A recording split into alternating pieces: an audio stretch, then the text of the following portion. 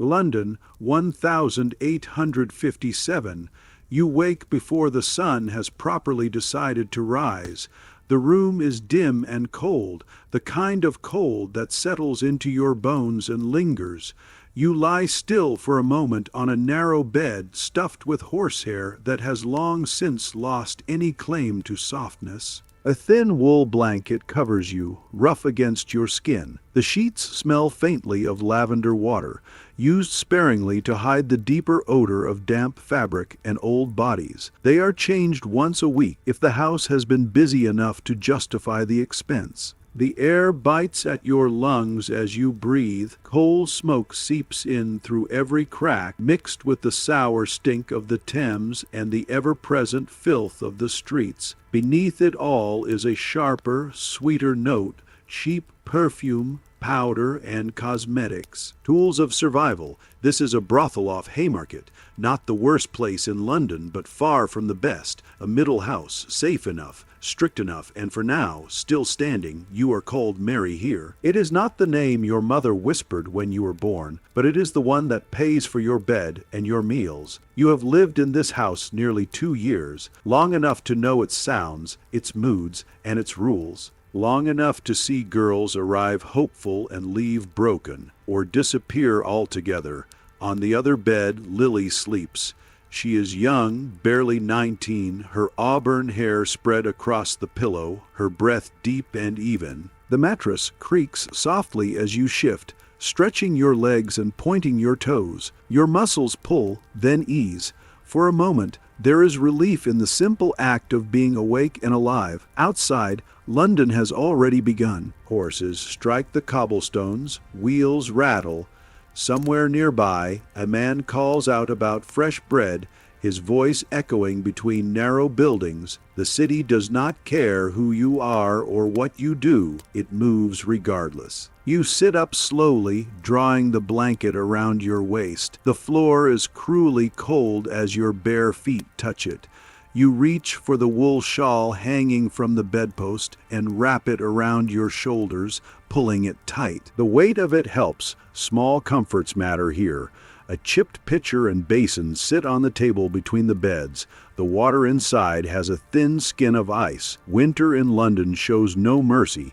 You break it with your finger, hissing softly as the cold burns, then splash your face. The shock steals your breath for a moment, but it wakes you fully. You straighten, blinking, alive to the day whether you want to be or not. This is your life now, not because you were dragged here screaming, not because some gentleman ruined you and cast you aside. Those stories exist, and you have known girls who lived them, but your path was quieter, more ordinary, and far more common. You were a seamstress once.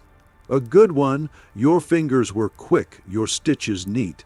But London is full of women like that, thousands competing for pennies. You worked 14, sometimes 16 hours a day, hunched over fabric in bad light, your eyes aching, your fingers cracked and bleeding in winter. The pay barely kept you fed. Heat was a luxury. Rest was a dream. You remember the worst of it clearly.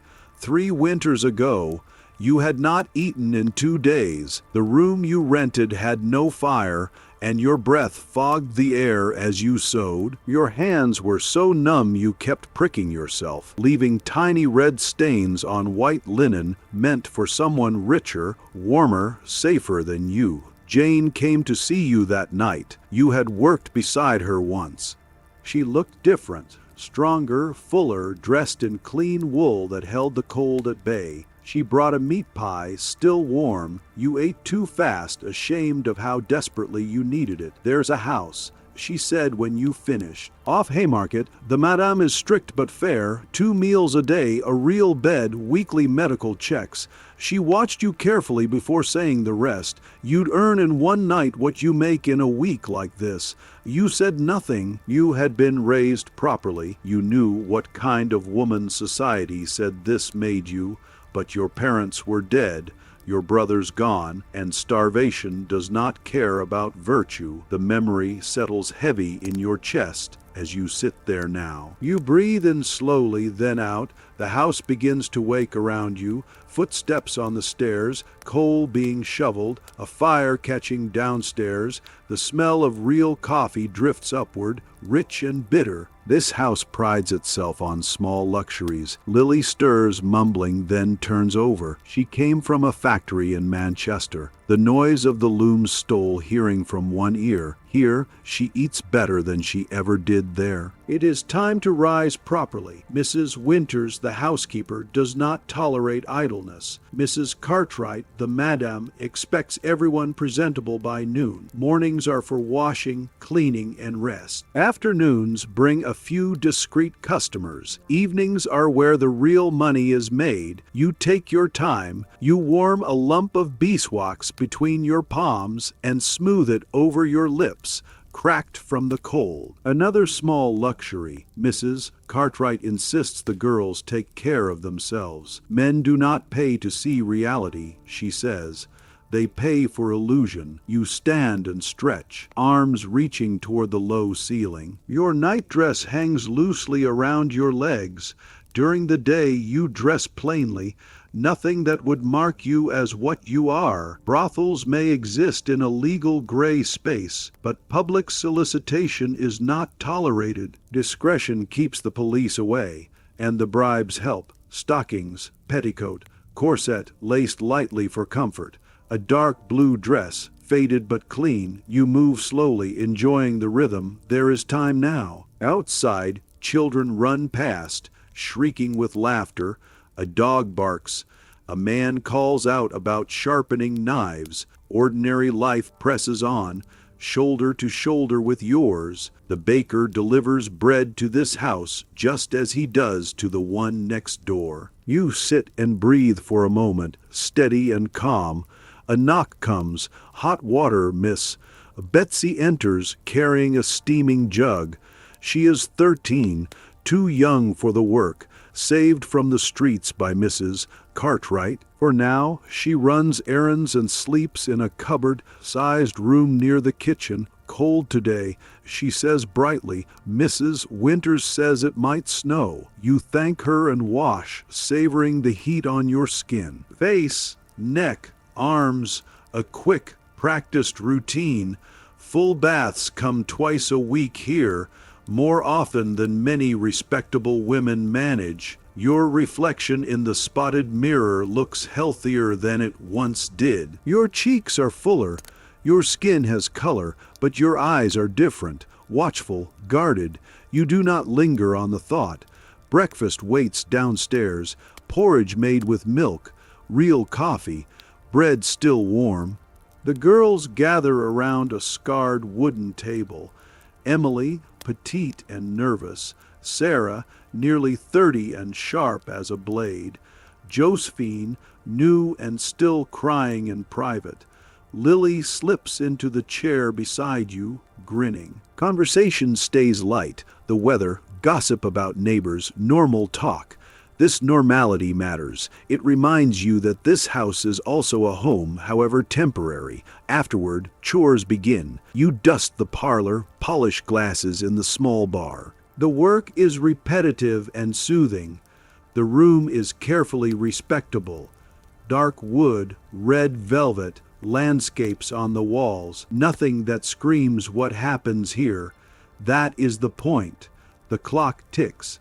Light shifts across the floor. Your hands move in practiced circles, breath steady, mind drifting. Then the front door opens. Good morning, doctor. Wednesday, examination day. The doctor arrives each week. Any girl with symptoms is pulled from work immediately. It costs the house money, but disease costs more. You have seen what happens when illness is ignored. You wash personal laundry while you wait. Cold water, soap, fabric scrubbed clean. The work gives your hands something to do while your thoughts turn dark. Few women last long in this life without paying a price. You know it. Everyone does. When your turn comes, you straighten your dress and step into Mrs. Cartwright's sitting room. The examination is brief and clinical. You focus on anything but your body. Sunshine, bread, the taste of tea, All seems well, the doctor says at last. Relief comes quietly without celebration. Back in the kitchen, the clock strikes noon. Morning is gone, another day moves forward.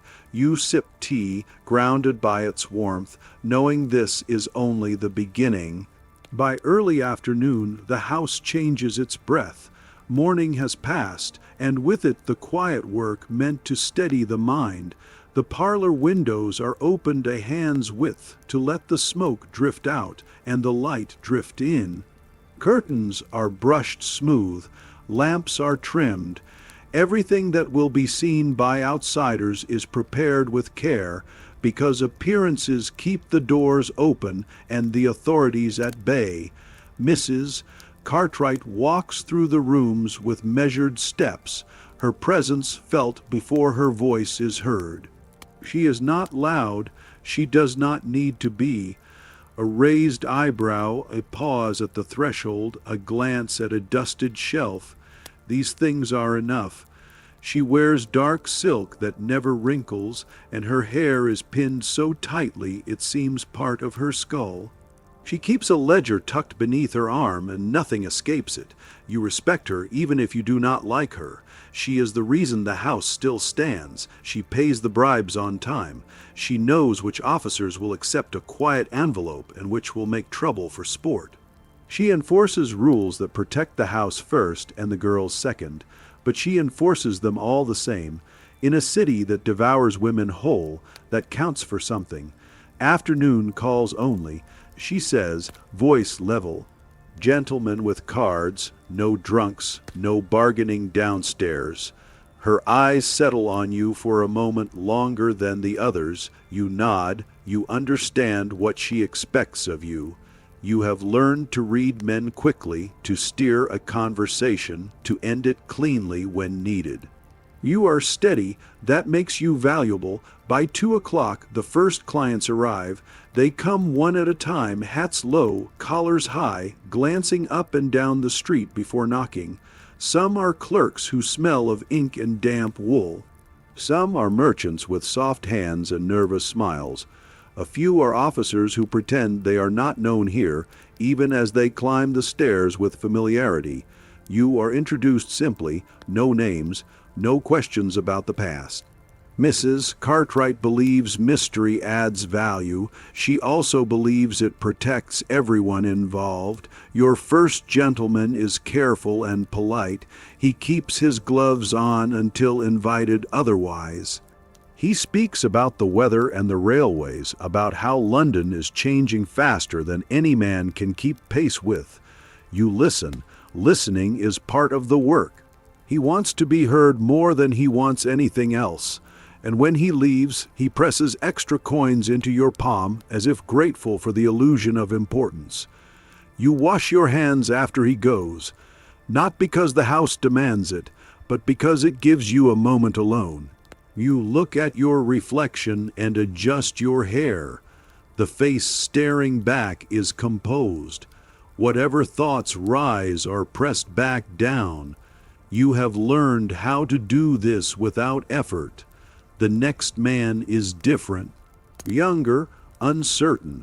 His eyes dart to the door as though he expects someone to burst in at any moment.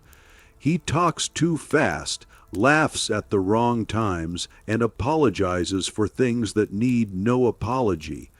You guide him gently, setting boundaries without making them feel like walls. When he leaves, he bows. You close the door softly behind him. Downstairs, Sarah intercepts Mrs. Winters near the kitchen, whispering urgently. A man has arrived unannounced at the back entrance. He smells of gin and insists he knows one of the girls.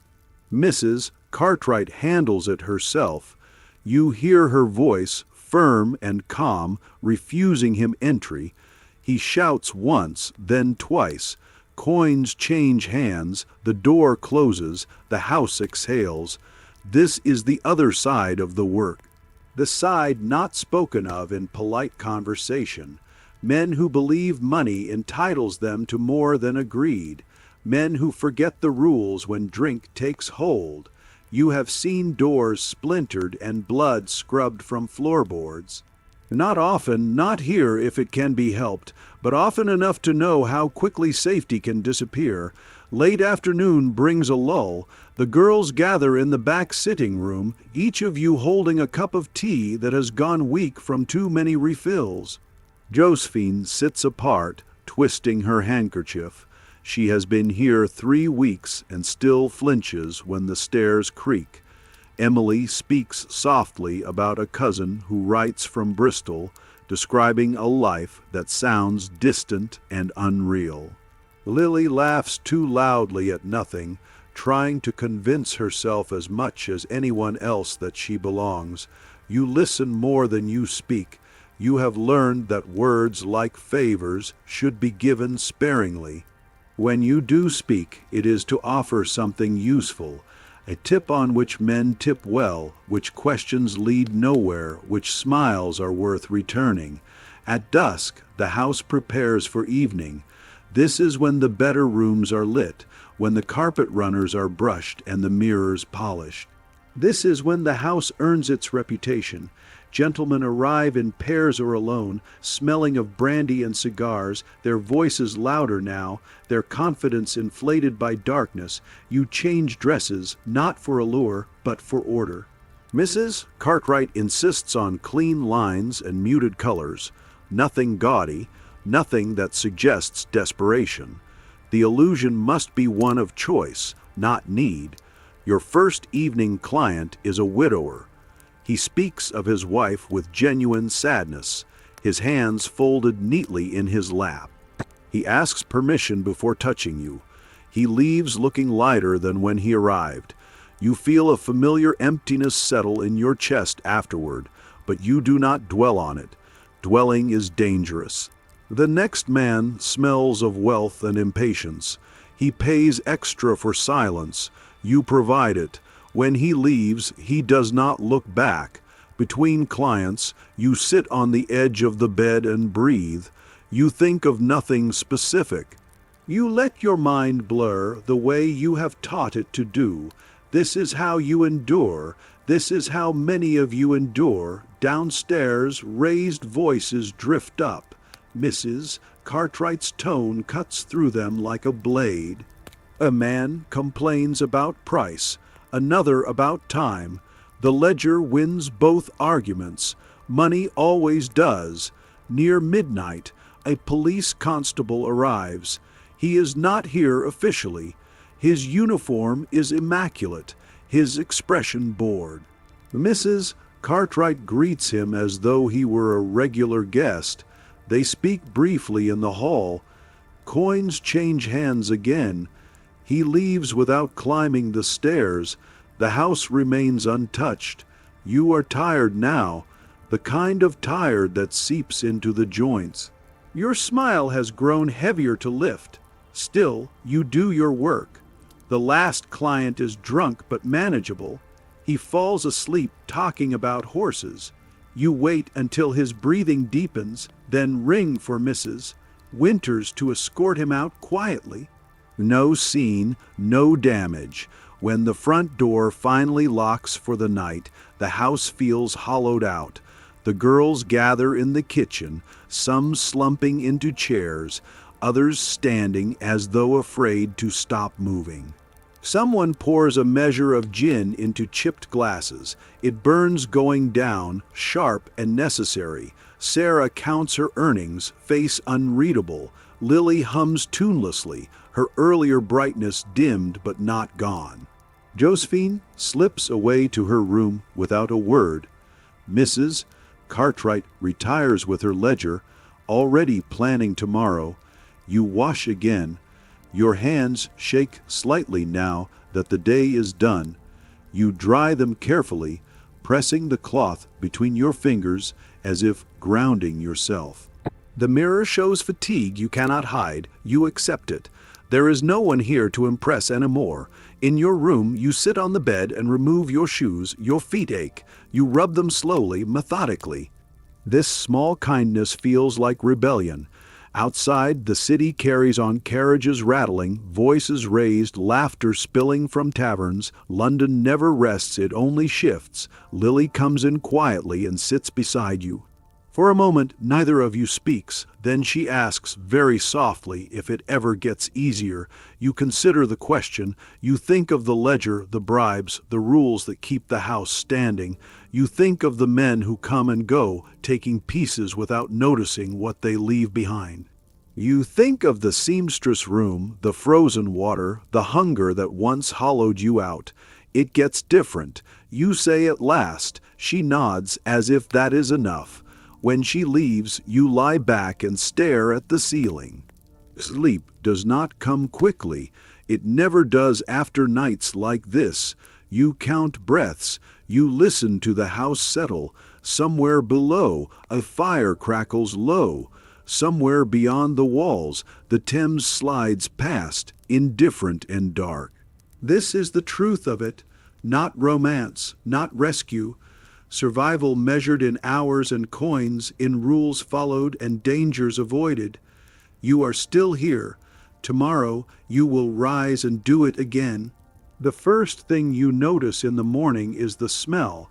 The house always smells of the dampness from the Thames, mixed with the faint trace of the lavender misses.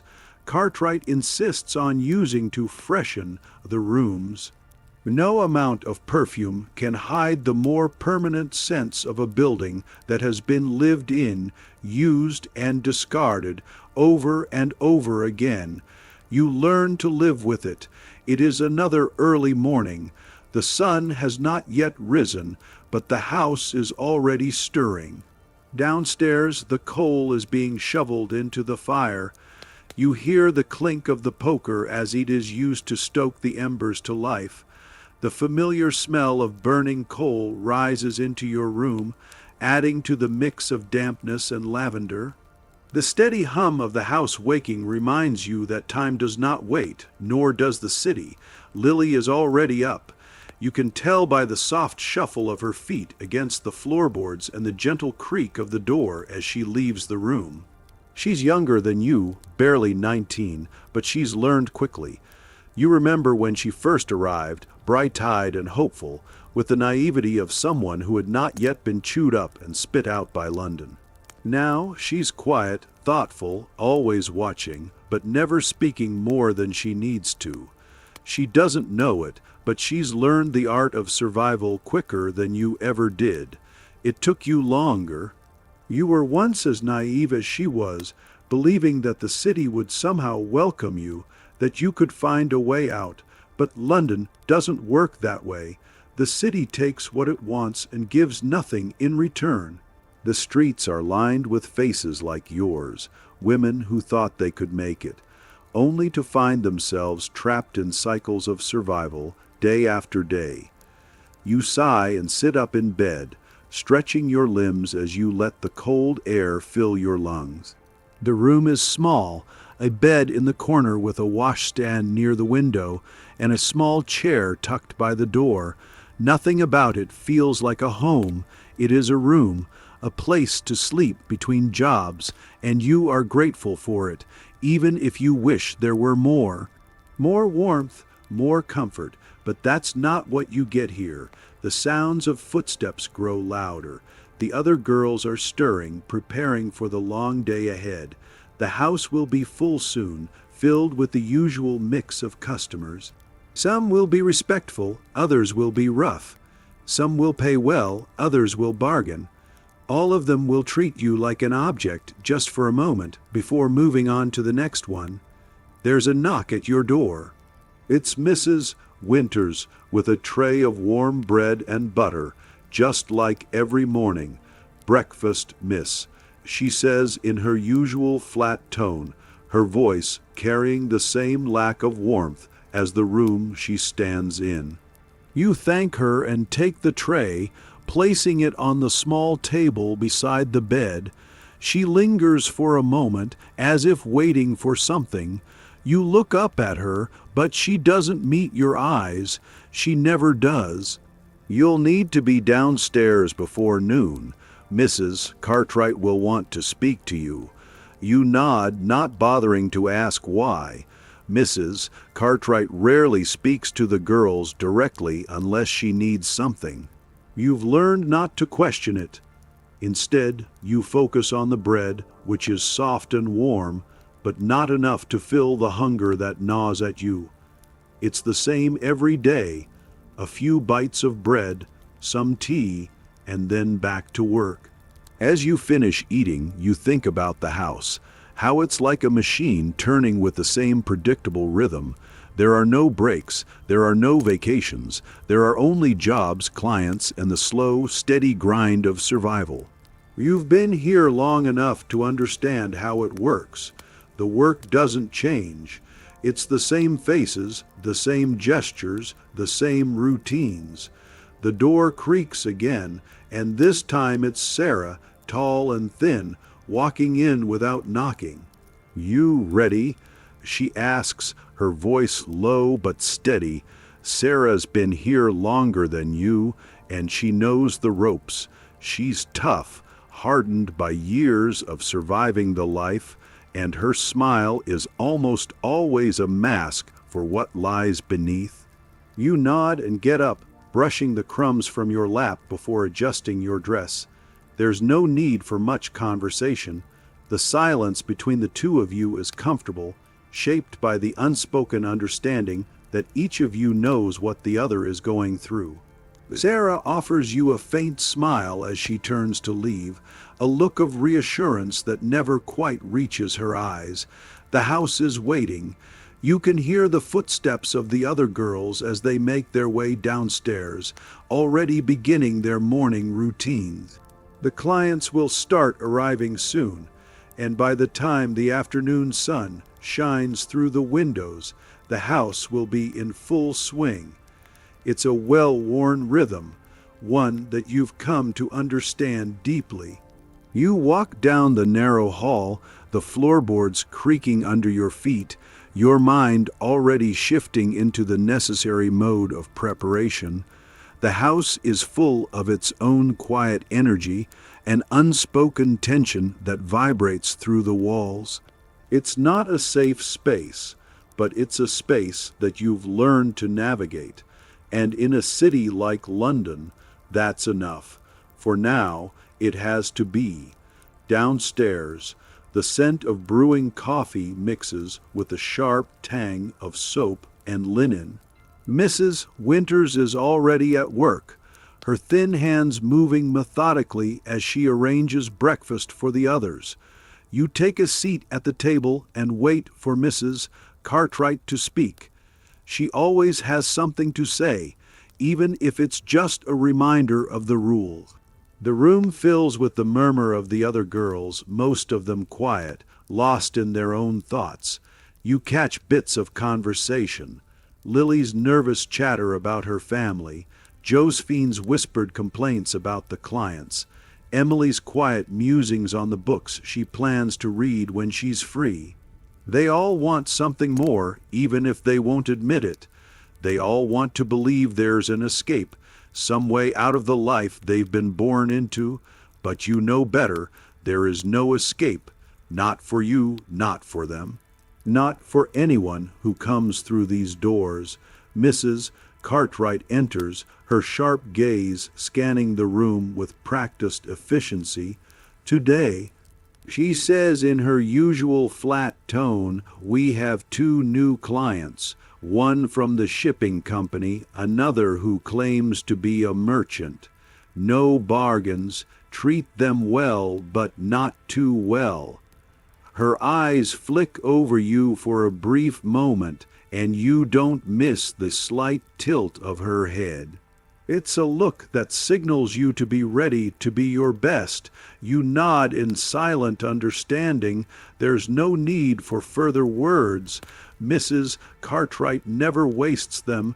As she exits the room, you exchange a glance with Sarah, who offers a small, knowing smile. You both rise, moving toward the stairs. The day has begun. You're ready for it, as you always are. The house begins to quiet as the day wears on. It's the time between the bustle of morning and the inevitable rush of evening. The air in the brothel seems to slow, as though it has absorbed the tension of the morning's transactions and now settles into something almost heavy. The women move through the hallways with a certain purpose, but it's a slower, more methodical kind of motion. The routine has been repeated so many times that it has become an almost mechanical rhythm. The clicks of boots on the floorboards as familiar as the ticking of the clock on the wall. In the back room, the women sit together, their faces tired but resigned. They have learned that silence is safer than words, and laughter is kept to a minimum, reserved for when they are behind closed doors, or when the exhaustion of the day has settled into their bones. They gather, not to talk of the men who come and go, but of the trivialities that matter when there is no escape. What to wear for the next round of clients, the best way to avoid unnecessary conversation, and how much longer they can keep up the act before it breaks them. Lily, the youngest of them all, still clings to her naivety, but it is cracking at the edges. She speaks less now, her bright eyes dimming, her smile no longer a fixture on her face. Her skin has paled from the long hours indoors, and she moves with a quiet caution, no longer bouncing with the energy of someone new to the world they live in. Her once shiny hair is now pulled back more tightly, as though she can no longer afford the luxury of carefreeness. But there's still a sense of hope in her eyes, a glimmer that hasn't yet been extinguished. She watches the older women, learns from them, but she also sees something in them she doesn't quite understand, something that unsettles her. They have stopped asking questions, stopped dreaming. Their smiles are no longer for anyone else, but for themselves, fleeting as they may be. She wonders how long it will take before she, too, loses that spark, that hope that one day, maybe, someone will see her for who she truly is, not just for what she can give. Sarah, on the other hand, has stopped wondering altogether. She has long ago given in to the routine, to the cold efficiency of survival. There are no dreams left in her, only the sharp, constant awareness of what must be done to get through another day. Her expression has become blank, almost impenetrable, a mask that allows her to navigate the demands of the house with ease. She is, in some ways, the most adaptable of them all, because she knows how to control her emotions, how to keep her heart safe behind layers of indifference. But even she knows that, deep down, the walls she has built are fragile. For her, the worst part is the waiting. It's always the waiting. The waiting for the next client, the next round of transactions, the next moment to fill the emptiness with something, anything, so that the feeling of being stuck doesn't overtake her. She looks at the others, at the younger women, and sometimes wonders if they still believe in the possibility of something more. She doesn't and hasn't for a long time. The women's lives are a series of moments that pass too quickly to truly feel anything and too long to forget. They move through the house, engaging with the clients, offering what they must, all the while silently counting the hours until they can retreat back into their rooms, their minds heavy with the memories of another day. Each night they fall into the same routine quiet, exhausted, waiting for the next. They know it's not a life, not really, but it's their life for now, and so they continue. Outside the house, the world of London moves on, indifferent to the women inside. Carriages roll down the cobbled streets, merchants haggle in the market, and children laugh and run in the alleys. The city doesn't care that these women exist, doesn't care about the struggles, the pain, the small joys that they hold on to in the quiet moments between clients.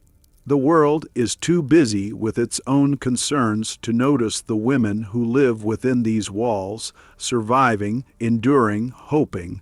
But in this house, they matter to each other. In their silence, in the small kindnesses they offer one another, in the way they hold each other up without speaking a word, they find a strength that the world outside can't take from them. The world doesn't see them. But they see each other, and for now that is enough. The brothel will continue to hum with its own rhythm. Clients arriving, women working, waiting, surviving. The house will stand as it always has, its walls holding the stories of those who have come and gone. And the women, like the house, will endure. Each day, each night, quietly, silently, enduring.